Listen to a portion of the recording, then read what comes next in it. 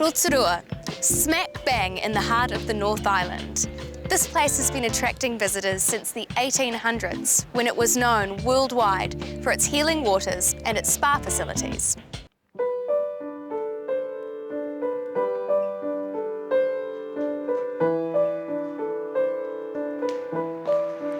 My parents, Brett and Bluster Marvelly, owned Rotorua's historic Prince's Gate Hotel, and I was lucky enough to grow up in this building.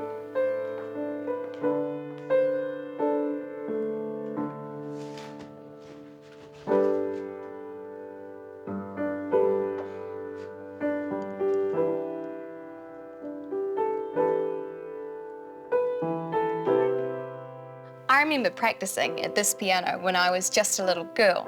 I'd be entertaining the staff and the guests. A whole lot of performers would come through the Prince's Gate Hotel, and I remember this one person in particular. His name was Dr. Jazz, and he'd sit me on his knee, and then he'd play the piano.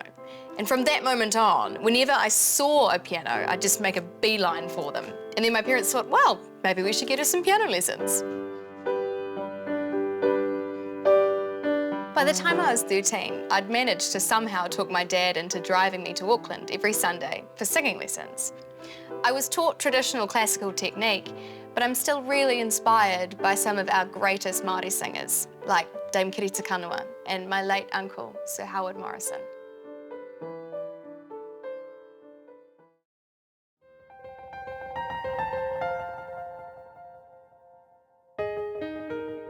Apart from the fact that I was brought up in a hotel, my upbringing was actually really typical New Zealand European.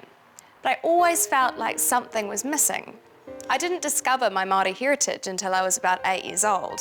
But when I made that discovery, a lot of things seemed to fall into place. But I'm also aware that my European heritage has had a big impact on me.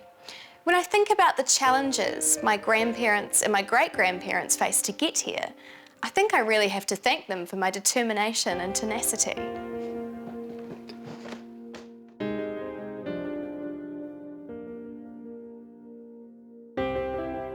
My mother's father escaped from the French Foreign Legion across the border of what was then Czechoslovakia in World War II.